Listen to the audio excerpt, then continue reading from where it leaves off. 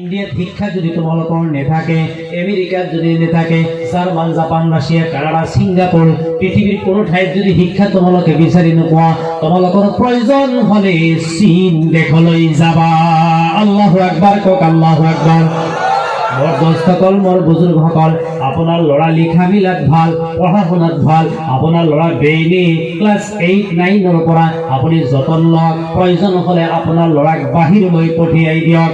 আপোনাৰ ল'ৰা যেতিয়া MBBS হৈ আপোনাৰ গাঁৱত আহিব, আপোনাৰ ল'ৰা যেতিয়া ডাঙৰ ঠিকাদাৰ হ'ব পাৰিব, ডাঙৰ ইঞ্জিনিয়াৰ হ'ব, মোৰ দোস্তসকল, মোৰ বুজুৰ্গসকল, আপোনাৰ ল'ৰা যেতিয়া গাঁৱত আহি যায় MBBS হৈ আহিব, মানুহক চিকিৎসা কৰিব।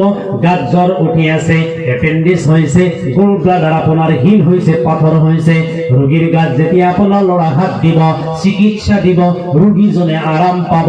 মহান আল্লাহ পাকে ঘোষণা কৰিছে, এজন ৰোগীয়ে বেমাৰৰ পৰা যেতিয়া আৰোগ্য লাভ কৰিব, আৰাম পাব, সেই ডক্টৰজনক মহান আল্লাহ ৰাব্বুল আলামিন সদকাৰ সওয়াব দিব।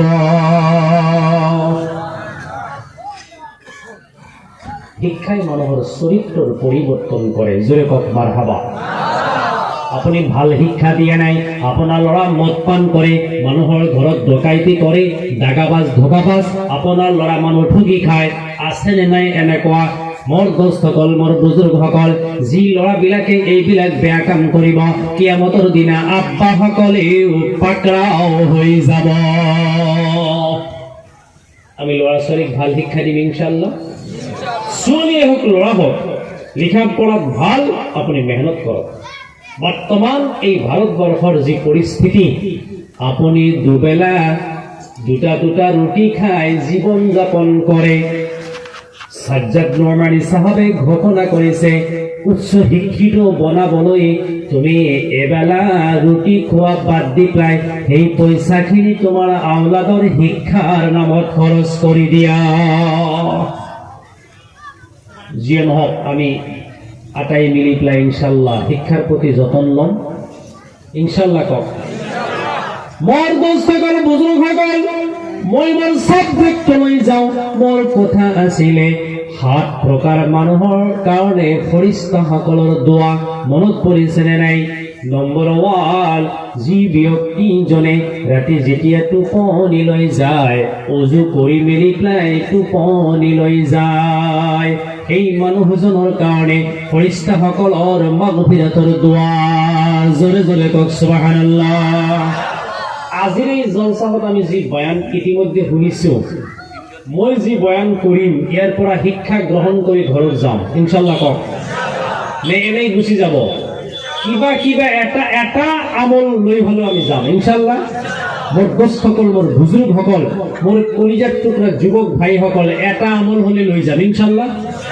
মোৰ নজোৱানসকল, মোবাইল চাবলৈ মন আছে, কিবা প্ৰয়োজন আছে, কিবা দৰকাৰ আছে,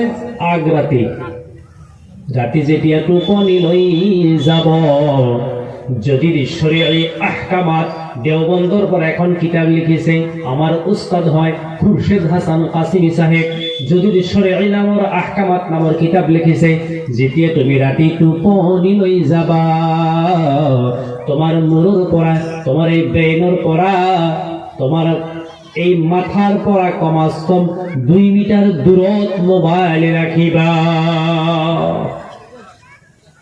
আমল কৰিম ইনশাআল্লাহ, ফায়দা হ'ব। কিবা প্ৰয়োজন আছে আপুনি ধুনীয়াকৈ চাই মেলি ছুইচ অফ কৰি পেলাই ৰাতি যেতিয়া টোপনি যাব, বেছি ৰাতি আমাৰ নজোৱানসকলে মোবাইল আমি নাচাম ইনশাআল্লাহ। কক ইনশাআল্লাহ। কক নৱপ্ৰজন্ম আমি লিখা মিলা কিতাপৰ পিছত সময় দিম, মোবাইলৰ পিছত নহয়।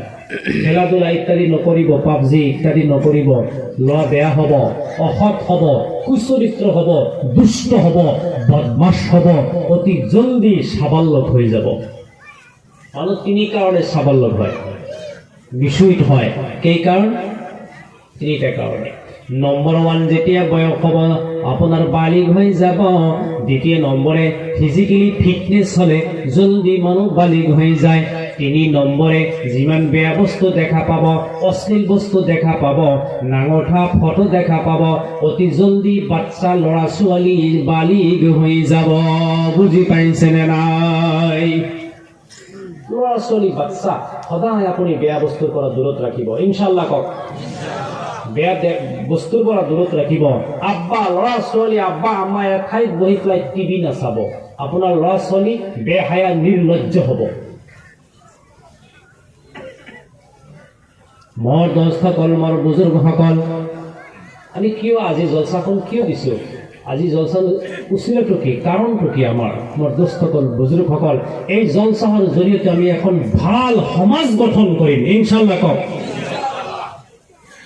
মোৰ দোস্তসকল মোৰ বুজুৰ্গসকল নম্বৰ 1 আমাৰ ল'ৰা ছোৱালী আমি শিক্ষিত বনাম দ্বিতীয় নম্বৰে ল'ৰা ছোৱালীৰ চৰিত্ৰ গঠন কৰিম ইনশাআল্লাহ কওক ইনশাআল্লাহ মোৰ দোস্তসকল মোৰ বুজুৰ্গসকল আপুনি আব্বা আপুনি ঘৰৰ অভিভাৱক আপুনি গাৰ্জেন আপুনি মুৰব্বী আপুনি যদি বেয়া কাম কৰে আপুনি যদি ৰাতি পৰ্নোগ্ৰাফি চায় নেঙটা উলংগ ফটো আপুনি যদি চায় আৰু যদি আপুনি আশা কৰি মোৰ ল'ৰাজন যাতে নিজামুদ্দিন আউলিয়া হৈ যায় কেতিয়াও সম্ভৱ নহ'ব এইটো আপুনি ভাল কাম কৰিব লাগিব তেতিয়াহ'লে আপোনাৰ আওলাদ ভাল হ'ব মাশাআল্লাহ কক মাশাআল্লাহ মোৰ দোস্তসকল মোৰ বুজুৰ্গসকল আপুনি ঘৰৰ মুৰব্বী হয় আপুনি ভাল কাম কৰক কিমান বিচাৰ মোৰ হাতত আছে লিখিত বিচাৰ আছে চিঠিৰ জৰিয়তে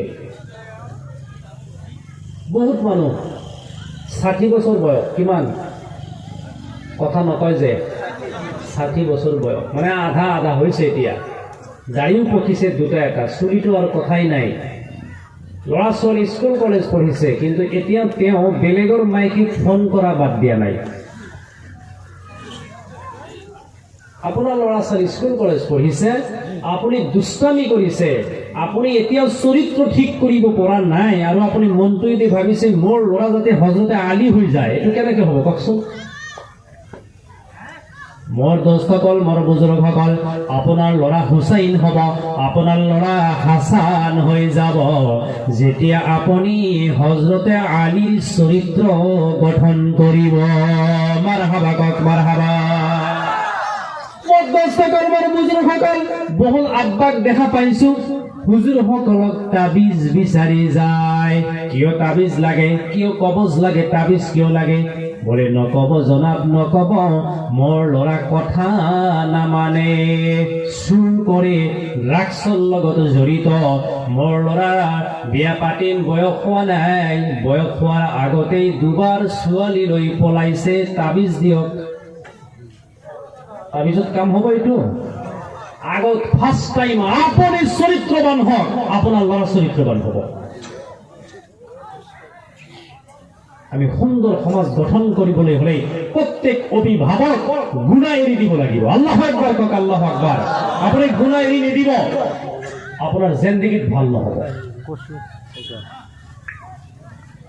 মোৰ কথাবিলাক বেয়া পাইছে নেকি আমি সমাজ ভাল সমাজ গঠন কৰিব লাগিব এটা গুনাহ আপুনি এৰি দিয়ক আল্লাহ নবীয়ে ঘোষণা কৰিছে মোৰ কোনোবা উম্মতে যেতিয়া আল্লাহৰ ভয়ত এটা মাত্ৰ গুনাহ এৰিব কথা কক কেইটা 100 গুনাহ 1000 গুনাহ কোৱা নাই আল্লাহ ৰাসূলে ঘোষণা কৰিলে মোৰ উম্মতে যেতিয়া মহান আল্লাহ ৰাব্বুল আলামিনক ভয়